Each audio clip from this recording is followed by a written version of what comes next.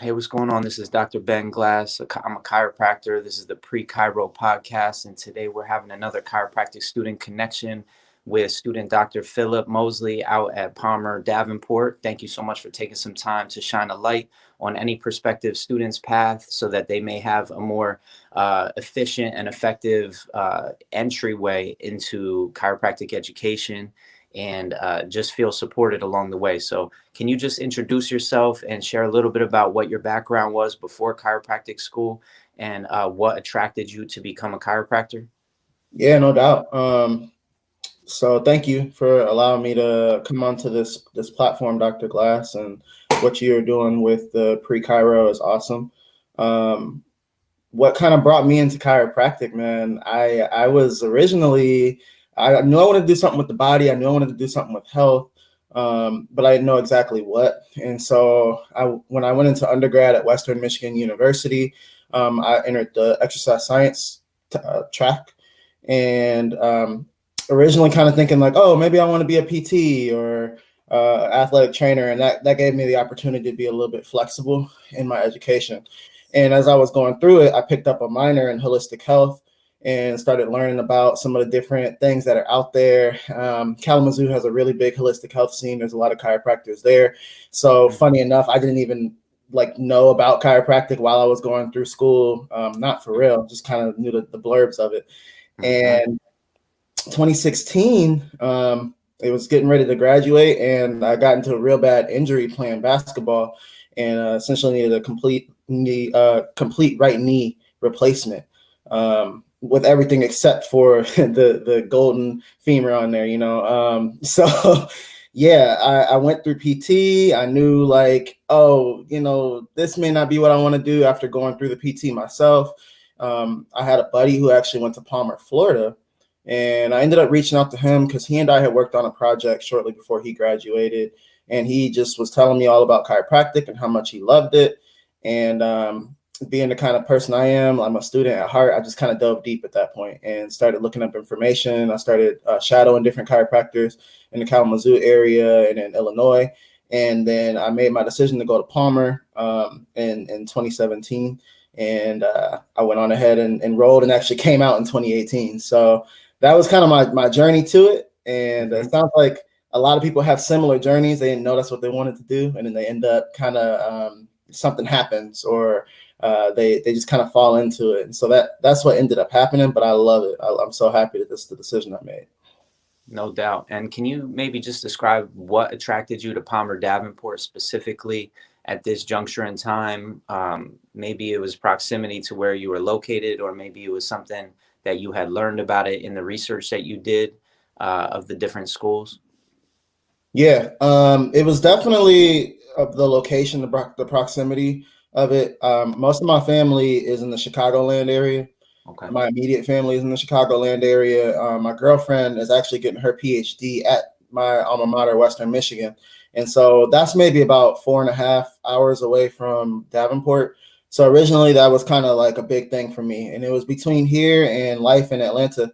And Atlanta just seemed a little bit far, and I had to kind of check in with myself. I can get kind of social. And so I just knew okay, if I go to Atlanta, I'm going to have way more fun than I need to probably be having. So I wanted to, knowing that this is going to be a difficult program, at least for those first couple of years, I'm like, nah, let me just put myself in a hyper-focused environment. And so Davenport ended up being that decision. Okay, cool. And so talk about what your experience has been like so far. Where you at in the program? What have you been attracted to do? I saw that you're involved with SACA. Can you talk about your involvement with that and what the mission of SACA is on your campus? Yeah, no doubt, man. So yeah, I can start with that too, because I'm actually wearing a Harvey Lillard shirt right here. So SABCA, the Student American Black Chiropractic Association, I've always been involved in different groups that were meant to kind of highlight people of color, and Black people specifically.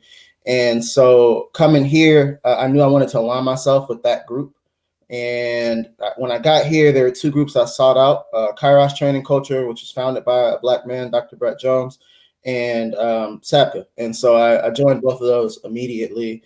And the SABCA family for me has been that continuous family that I can always go back to, and we always have that thing in common. I heard Dr. Alicia Beckford speaking on here, and she talked about not necessarily seeing as many people of color, and then they started coming in, and more staff started coming in that were people of color. And so I think Palmer is in a transition point right now with that. And so SABCA has kept me grounded in a lot of ways. I just knew it would be important to get involved. I've always been involved in whatever school I went to. And so when I came here, getting into Kairos, getting into SABCA, that kind of ended up branching out a little bit, and ended up joining Delta Sigma Chi, which is a professional chiropractic fraternity, and a principled background in that fraternity as well.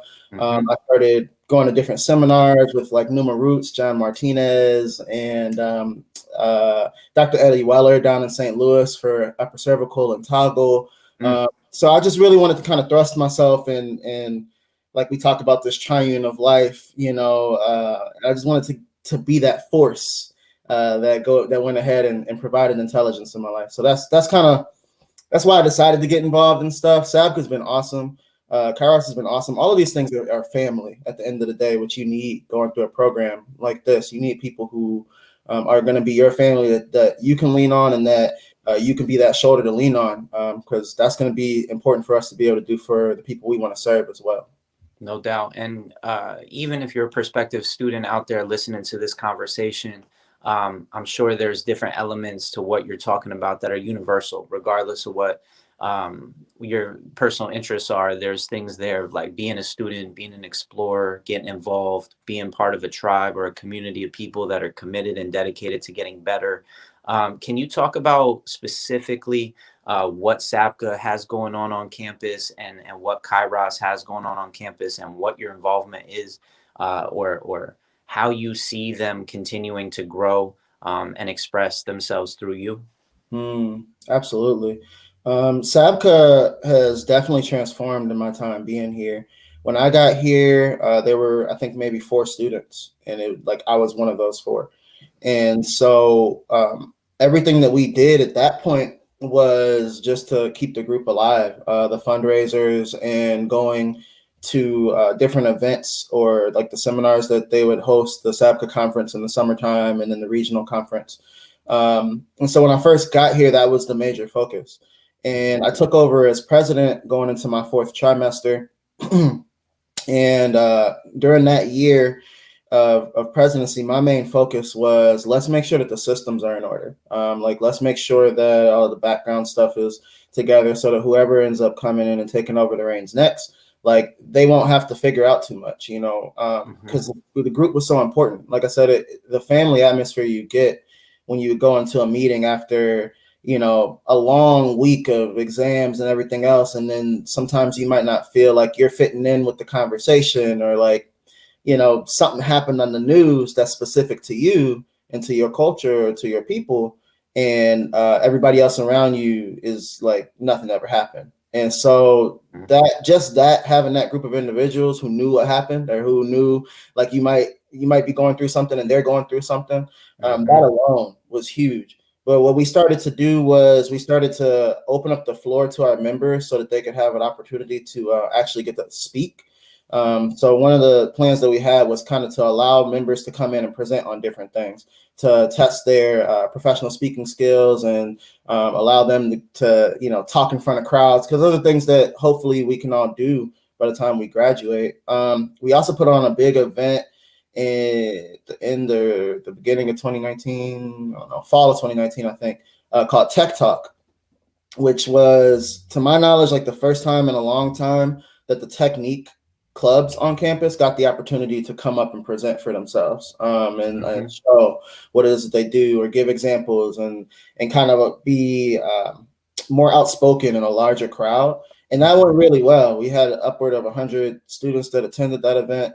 And so we plan to continue to do that when we can. I mean, we're in this system right now, so it's a little bit difficult. How does technique fit into chiropractic education? How important is it?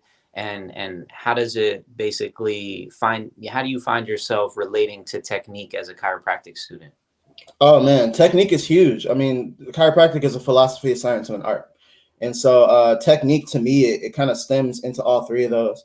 And I'm not the kind of person that puts myself into a box of one technique, especially not as a student. I just really think it's important for students to remain in the student mindset, which is that you know as much as anybody else, but that you can always learn more. And so that's the way I kind of view techniques. There's a lot of different chiropractic techniques. Some of them I mesh with immediately. Some I'm like, I'd like to know a little bit more.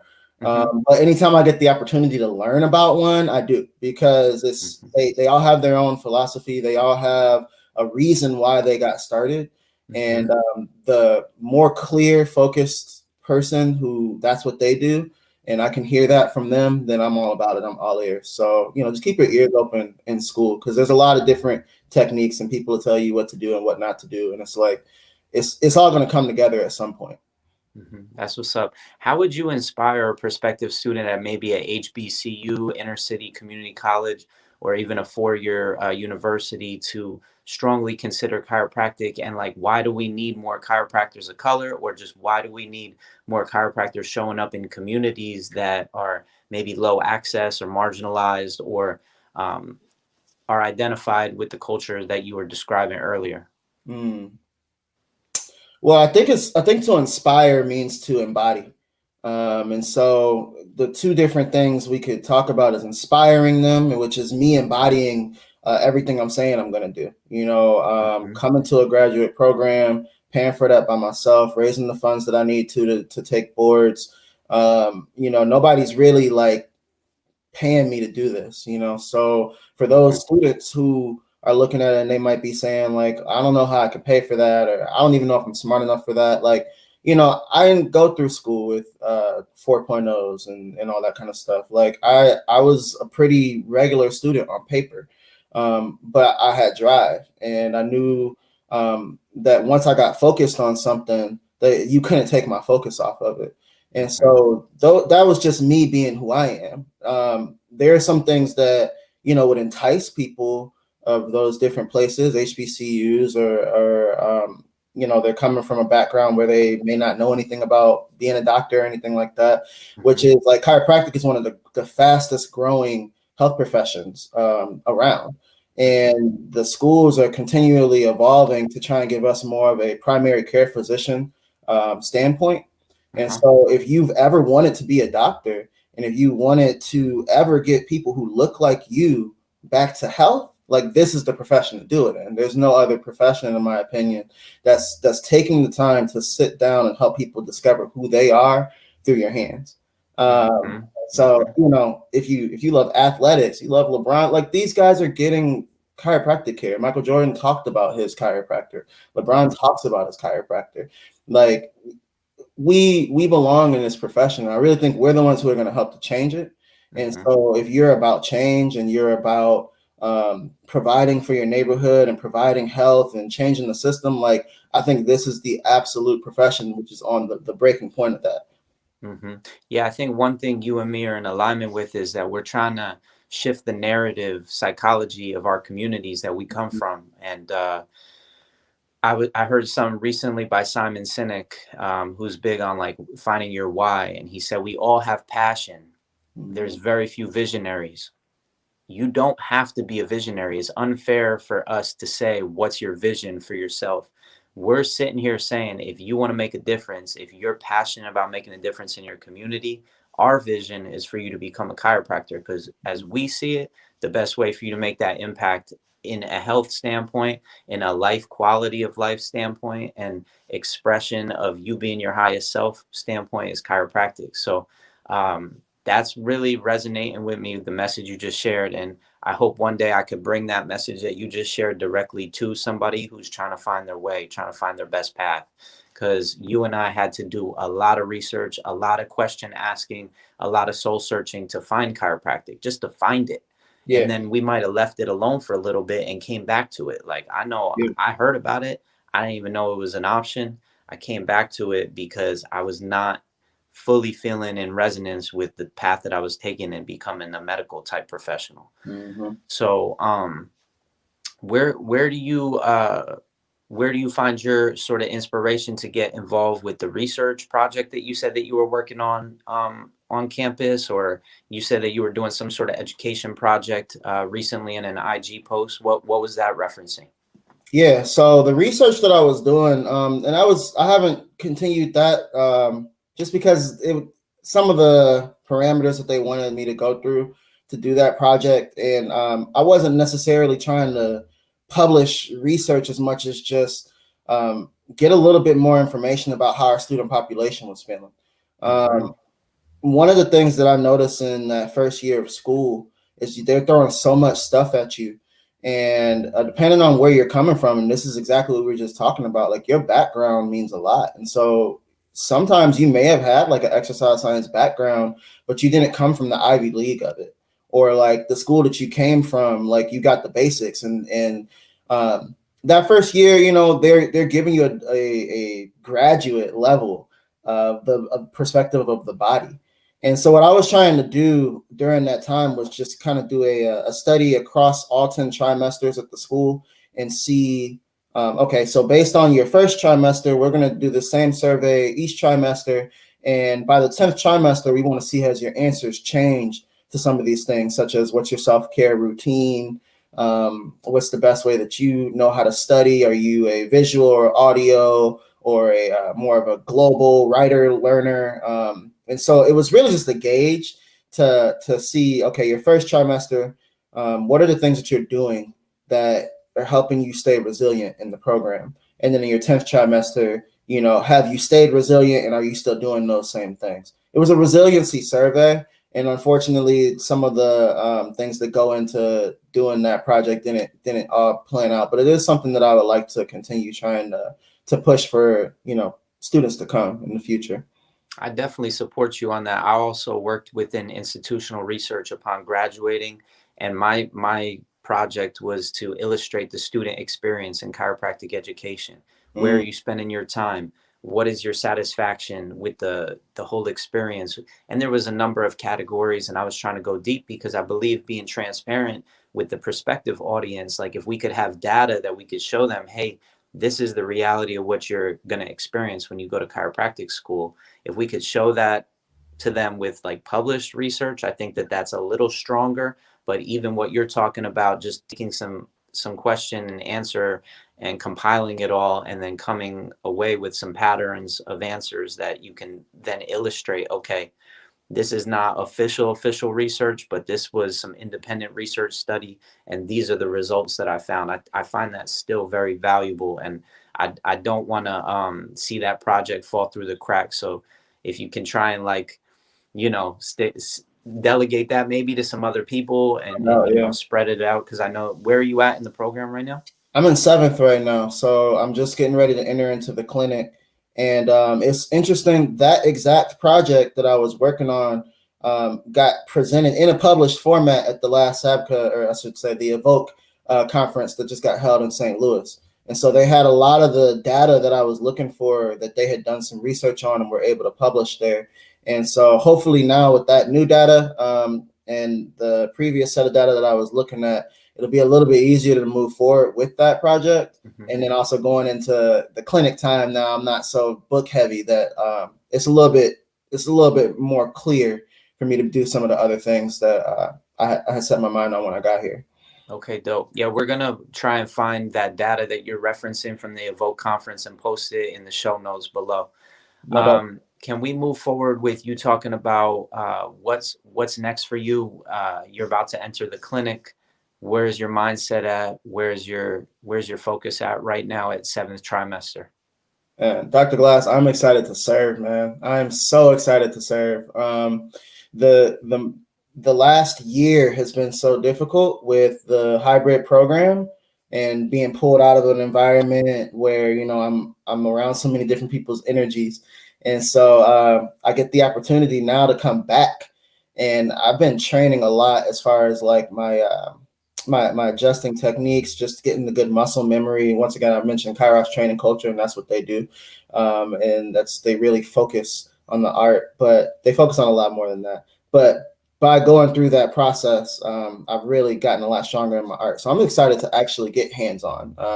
I know a lot of people might be afraid going into clinic because you haven't touched people, or it seems very limited. But like, I think that's the best way you learn. I think you learn by having those opportunities where you don't necessarily get it to go, or that what you thought was going to happen isn't what happens, or that, you know, I have a bad habit of being like, this paperwork, this ECW, you know, just platform that I have to put information in and notes and all these kind of things. Like, I have a bad habit of being like, I'm not going to necessarily need to do it in this way, but why not? You know, why not like do it the way that it's set up to be done, and get the experience, so that when it is my turn to actually create my own system, I can do that from a place of having gone through things and say, oh, I like this or I didn't like that. So I'm just really excited to actually be in a position where I'm doing what chiropractic is, or from an actual physical standpoint, you know. So that's the place that I'm moving into. As far as like graduation though, I'm mad excited just to get out into a community. I don't necessarily know exactly what city we'll be going to. Originally, we're looking at Charlotte in North Carolina, and some things are kind of shaky there. So we'll keep that update for you here soon. But what's the type of impact you plan on having in whatever community you land in upon graduating? Yeah, I believe that it's all about connecting with yourself, and so one of the things I want to do is I want to give people the opportunity to connect outside of just coming in for the adjustments. I think that chiropractic gives you an opportunity to be a full mind, body, and soul being, and the way you can do that is through the adjustment, yes, but a lot of it comes from what you do after that adjustment. A lot of it comes from being able to sit down and take time with yourself, to learn how to breathe, to learn how to meditate. A lot of times we hear these words, breathing and meditation and, you know, exercise and stuff, but nobody ever really shows us what that could look like. And so my goal is to give some ease of access to that. It doesn't necessarily have to be your written out plan, but what it could be is, well, how do I do this if I wanted to do it anywhere? So showing people, you know, what are some different breathing techniques and what does it actually mean to get into your breath work, into your meditation. After your adjustment, how important is it that you don't go and do the exact same things that you were doing before, because our muscles have memory. So I want to be somewhat of a teacher for people, but really a facilitator of health. And by facilitating, I don't heal that person. My adjustment doesn't heal you. You know, all I am doing is allowing you to heal yourself, allowing you to understand that the body has the opportunity to heal, and I'm just facilitating a process, which is a lifelong journey for each of us. So that's the kind of chiropractor I want to be. And again, like I said earlier, like I believe inspiring is about being who you say you're going to be. So that is definitely the way I plan to impact my community. Yeah. In working in these groups that you've been involved with, SACA, Kairos, and whatever you were doing previous to chiropractic school, obviously you've gotten used to working as a team. What would it look like if 1,000 Black chiropractors entered the chiropractic profession and say had $100 million budget? What could be accomplished? How would that energy circulate, and what do you think is possible if we had more chiropractors who look like, sounded like people who were in communities that really just don't have access to healthcare, quality healthcare, or real healthcare? What could be possible? I'm really just exploring that question with you. Yeah. I think anything is possible if you get Black people with money in a room with the same purpose. Just to be real with you, because we have such a community background that's just inbred in a lot of people. And so a lot of our common needs, wants, desires are almost universal in a sense. And I think I realize that more and more as I'm getting older. Like, there are certain things that as a Black male, or my girlfriend, a Black woman, like that we just commonly get, that we commonly understand. So you put 1,000 chiropractors in the same room that are about health and growth and knowledge and self-evolution, and with some money, I mean, I truly believe that we'll see a mindset shift. which is the biggest thing necessary for any community to like really grow. I think is that they need to have the same mind moving forward. It doesn't have to be the exact same, but that there should be a common mindset approach to what is life.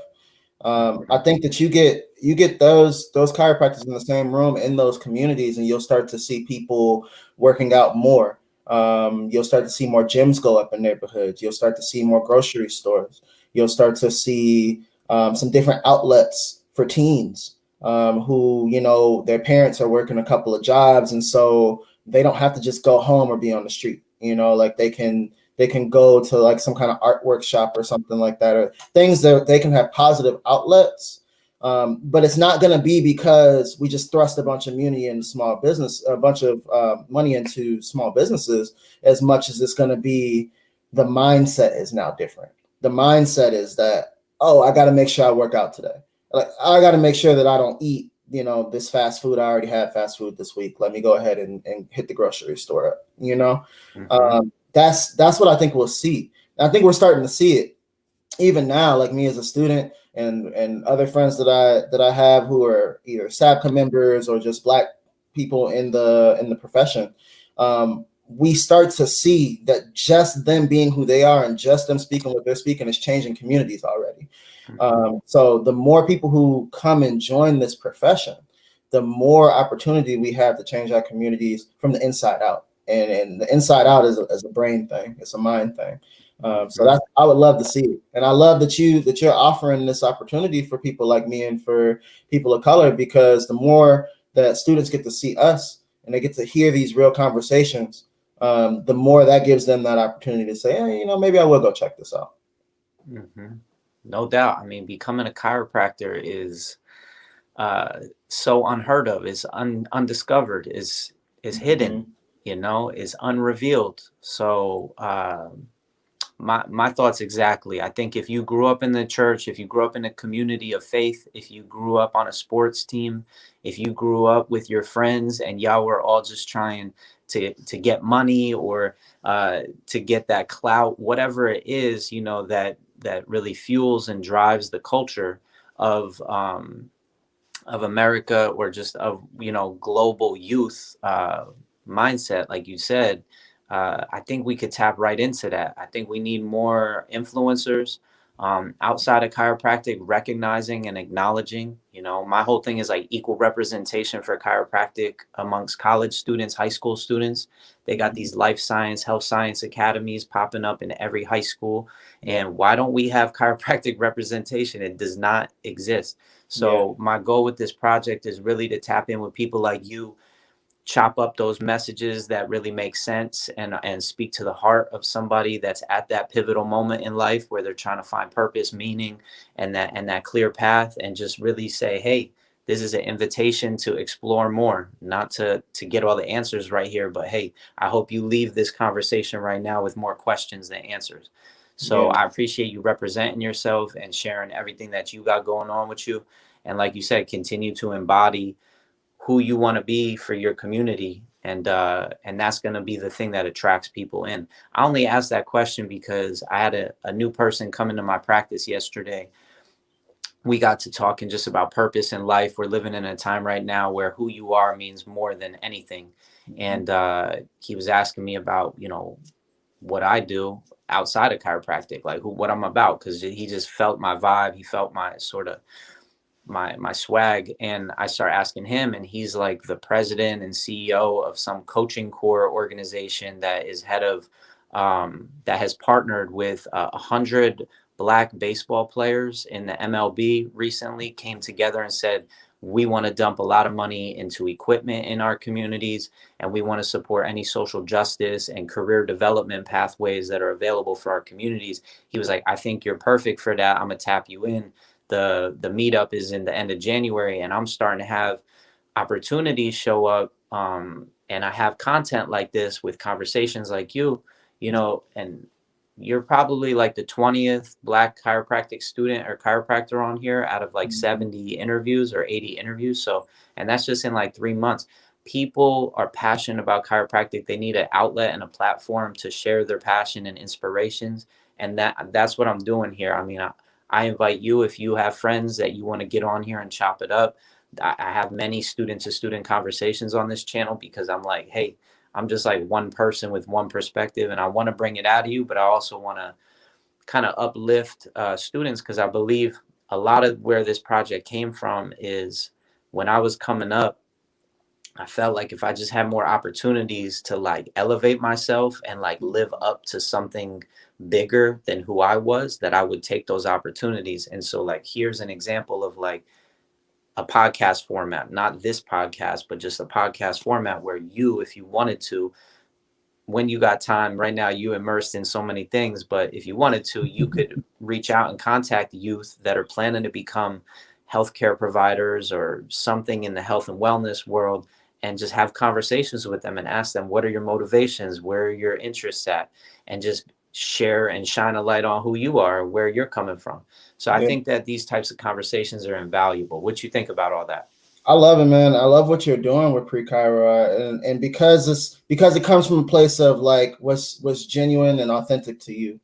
You know, you're coming from a place of like you saw a need, and you know you might not have always been that way, but something happened in your life where you saw that this was going to be a need that you wanted to fulfill, and then you went after it. And so those things begin to open up, and these people are going to continue to drop in because the need is there, the value is there. So I love what you're doing with Pre-Cairo. I love being a part of it. I love to continue to work with you and continue to help you in whatever way that I can. And I'm just thankful that there's something like this out there, because if I would have known, about Pre-Cairo before I came into Palmer, before I decided that I wanted to be a chiropractor, the decision might have been a whole lot easier, because I would have had that opportunity to connect and to see somebody who looked like me, or somebody who sounded like me, or somebody who had the same kind of value system that I did, and be able to connect with that and like say, no, yeah, this really is for me. So thank you, Dr. Glass, just for this platform and what you're doing, and I hope that everybody who gets the opportunity to listen to this just recognizes that like wherever you're at in life is not it's not the end, it's not the standpoint. Like life is continuously moving, and we're striving for perfection, as though perfection is this one place that you go to, and it's not. Perfection is a moving target, and so just realize that like no matter where you're at, like you can get where you want to go. It just starts with beginning to believe that you can do that, and make those moves and make those steps towards it. And if being somebody who works with the body and looks to restore health, keyword health, if that's something that you're looking to do, the chiropractic profession is 100% for you. Most definitely. Thank you, brother. Appreciate you. Thank you. I appreciate you, Doc.